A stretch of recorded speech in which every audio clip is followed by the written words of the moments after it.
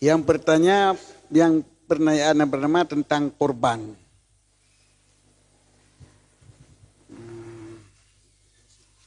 Di kurban di ane untuk urang si yang ka meninggal. Nya yang tinggal ulun tuan, kurban adalah ibadah yang disyaratkan niat.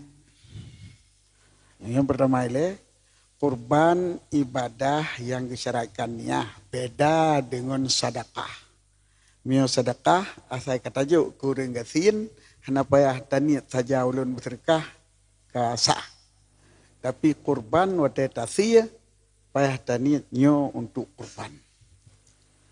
Sedangkan niat tidak boleh diganti oleh orang lain tanpa izin. Izin di saat hidup namanya wakalah. Izin untuk dikerjakan setelah meninggal namanya wasiat. Jadi bila untuk orang meninggal, orang udip mentang hanya tasya kegop nyohana izin dengan lidah.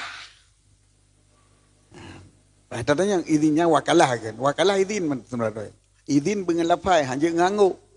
Ya, nak sia kurban kekah je di keraya kabale. Nyo ilo kalau belum mau sabar. 7 draw orang 60 draw ke sedra ke je dikeun. 60 draw ke sedra je hansah tak kurban keji. Yang nguk sebab. Yang nguk kan izin dengan lapai. Kecuali ji bisu. Nyo mu baru sah jidang angguk bat tengkal lapai. Menancit yah tika meninggal. Hana ke wasiat. Yuh meninggal. Kalau meninggal konyan untuk tasirup kurban. Nyo berarti hana izin niat konyan ke kita nyo.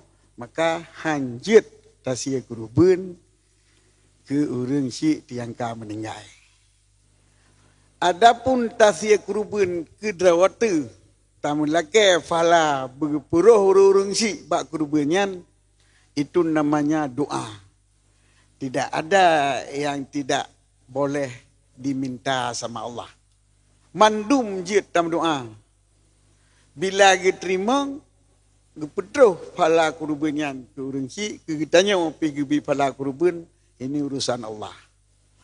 Jadi menyodor nenek pertama urang si ni yang akan meninggal dalam kurban ni berdoa. Sebab Nabi pernah ngasih kurban nyo untuk don yang sebab untuk umat lun. Maksud kepada ahli para fuqaha untuk umat Rasulullah itu pahala kurbanyan bermerumpak ke umat lun mendung.